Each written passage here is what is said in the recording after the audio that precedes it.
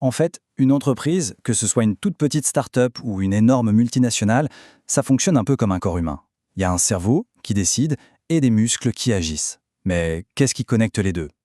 Aujourd'hui, on plonge au cœur du système nerveux des organisations, ce moteur, souvent invisible, qui est pourtant la clé de leur survie et de leur croissance. Alors, c'est quoi le point commun entre une grande boîte et le corps humain? La réponse, vous allez voir, est assez surprenante et elle est cruciale pour comprendre comment une organisation peut réussir ou complètement échouer.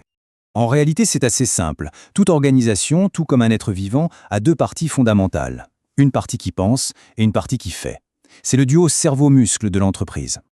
D'un côté, il y a ce qu'on peut appeler les muscles. C'est le système opérant. Ce sont les développeurs qui écrivent le code, les ouvriers sur une chaîne de montage, les commerciaux sur le terrain, bref, tous ceux qui concrètement créent la valeur de l'entreprise. Et de l'autre côté, on a le cerveau, le système de pilotage. C'est la direction, le management qui définit la stratégie, qui fixe les objectifs et qui prend les grandes décisions. Et pour que tout ça fonctionne, la communication entre les deux est absolument vitale. Le cerveau envoie des ordres aux muscles, bien sûr, mais ce qui est tout aussi important, c'est que les muscles renvoient de l'info en retour. Ok, mission accomplie. Attention, on a un problème sur la ligne de production, ou encore on va manquer de ressources. C'est un dialogue constant, une boucle de feedback essentielle. Le truc, c'est que ce dialogue, qui a l'air si simple sur le papier, est en fait hyper fragile. Et c'est justement quand l'entreprise commence à grandir que les choses se compliquent sérieusement. Imaginez un instant une petite start-up qui devient une grosse boîte. Le simple échange entre le patron et son équipe se transforme en un véritable déluge d'emails, de rapports, de réunions. L'information devient massive, de plus en plus complexe, presque ingérable. Et là, on arrive à la question qui tue. Qu'est-ce qui se passe quand cette communication vitale commence à se dégrader? Quand les ordres se perdent dans les méandres de la bureaucratie ou que les alertes qui viennent du terrain sont tout simplement ignorées? Eh bien, c'est le début du chaos. Des décisions sont prises à l'aveugle et les équipes rament dans le vide. Mais heureusement, il existe une solution pour ça. Un système qui est spécifiquement conçu pour gérer ce flux. C'est lui, le véritable système nerveux de l'entreprise. Le voici, le héros de notre histoire, le système d'information, ou SI. Et attention, petite erreur à ne pas faire. Le SI, ce n'est pas juste le service informatique. Non, c'est bien plus large que ça. C'est un ensemble de personnes, de processus et d'outils dont la seule et unique mission, c'est de s'assurer que la bonne information arrive à la bonne personne au bon moment pour qu'elle puisse prendre la bonne décision. C'est vraiment la métaphore parfaite. Le système d'information, c'est littéralement le système nerveux central qui relie le cerveau aux muscles et qui garantit que tout est coordonné, fluide et efficace. En gros, le SI résout le problème de la croissance en créant de véritables autoroutes de l'information. Il s'assure que les décisions stratégiques tout en haut se transforment bien en actions concrètes sur le terrain et que les résultats de ces actions remontent pour éclairer les décisions futures. Bon, mais alors, comment ça marche en pratique ce système nerveux? En fait, il remplit 4 missions absolument essentielles.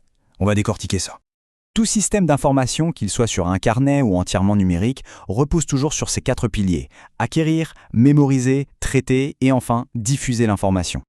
Alors, première étape, l'acquisition. C'est simplement le fait de collecter l'info à la source. Ça peut être un client qui clique sur « Acheter » sur un site web, un capteur de température sur une machine, ou un truc aussi simple qu'un employé qui note sur un bout de papier sa liste de pièces à commander. À ce stade, c'est juste de la donnée brute. Ensuite, la mémorisation. Ben oui, cette information, il ne faut surtout pas qu'elle se perde. Elle est donc stockée de manière organisée, que ce soit dans un bon vieux classeur ou dans une base de données super sophistiquée. L'objectif, c'est de pouvoir la retrouver facilement plus tard. Et là, on arrive à l'étape un peu magique, le traitement. C'est ici que la simple donnée brute devient une information utile sur laquelle on peut agir. La petite liste de courses de tout à l'heure, elle est analysée, comparée au stock, et elle se transforme en un bon de commande officiel, avec des prix négociés, des quantités optimisées et des délais de livraison. C'est vraiment là que l'intelligence du système crée de la valeur. Et pour finir, la diffusion. Parce qu'une information, aussi géniale soit-elle, si elle reste coincée dans un coin, elle ne sert à rien. Le SI doit donc s'assurer qu'elle arrive aux bonnes personnes. Les bons de commande partent chez les fournisseurs, et en interne, le chef d'atelier peut utiliser le système pour faire passer une nouvelle consigne de sécurité à toute son équipe.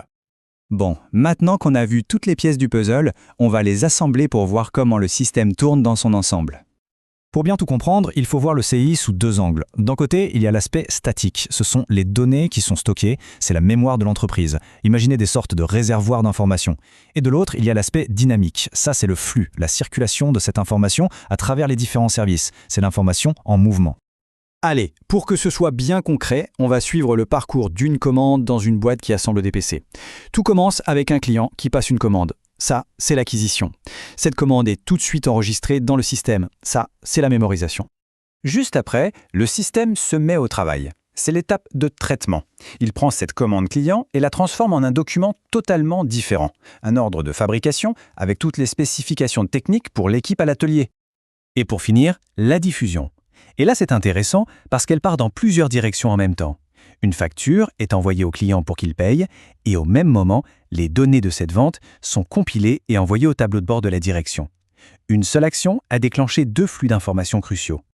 On le voit bien avec cet exemple, le système d'information, c'est vraiment ce moteur invisible, mais absolument indispensable.